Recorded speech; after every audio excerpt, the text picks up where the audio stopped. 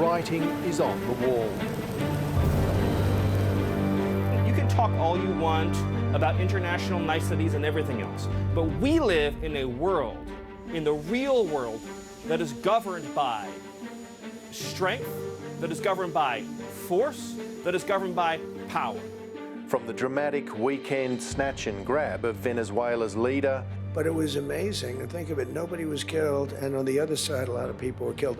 to loose talk that Cuba and Colombia could be next, and an outright threat that would shatter the 75-year-old NATO alliance. The White House declaring that the US military is always an option at the President's disposal. As Australians focus on the pros and cons of a royal commission into the Bondi killings, today is the day for the Prime Minister to step up, step out and announce this Commonwealth Royal Commission.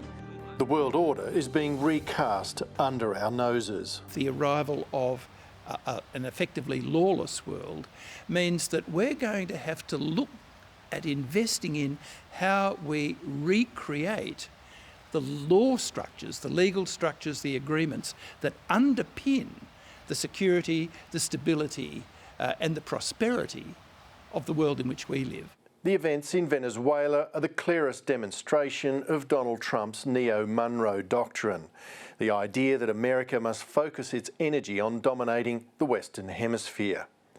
The President's desire to shake up the global system has also provided a reliable diversion from his domestic poll slide and links to Jeffrey Epstein. Enter the annexation of Greenland, which began as an Alaska-style offer to buy the island. Essentially, it's a large real estate deal. A lot of things could be done. Morphing into an invitation. And if you choose, we welcome you into the United States of America. And now a brazen demand for a takeover.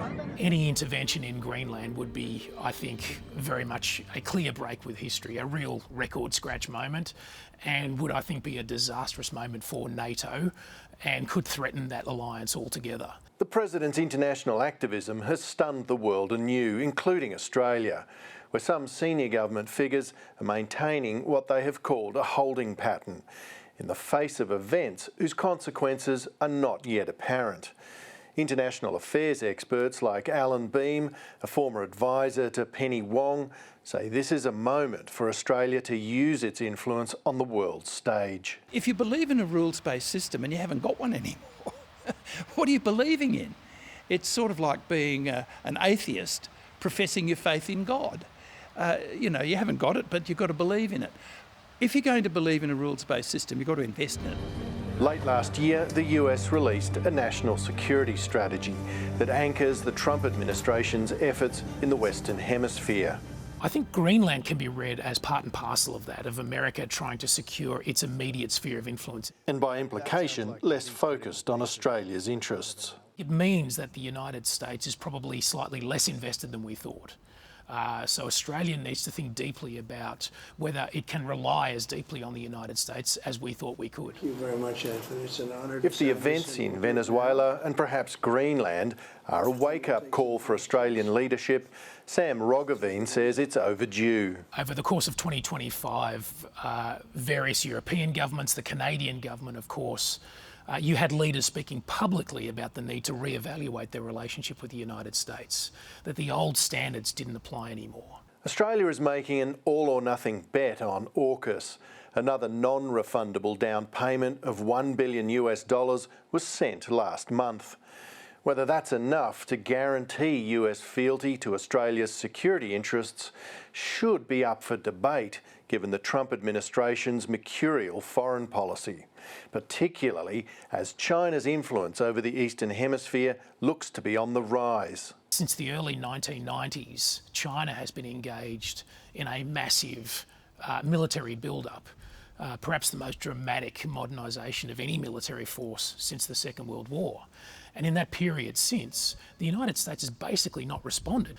So I think the signals have been there for quite some time that Australia needs to do much more for itself. The focus has got to be to make sure that China observes the rules too. And so the nature of that activity has got to refocus from a defensive one to a much more proactive approach that brings China in to a set of rules that everybody agrees with.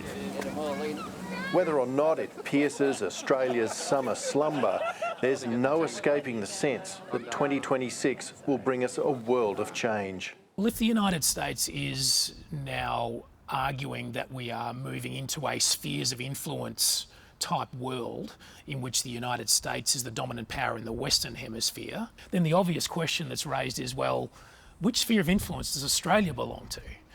And I think the message that Australia needs to send constantly, not just through its diplomacy, but also through its defence policy and its defence settings, is to say that we will never be part of a Chinese sphere of influence, that we will be strong enough and resolute enough that even without as much American help as we've been used to in the past, that Australia can hold its own in the region.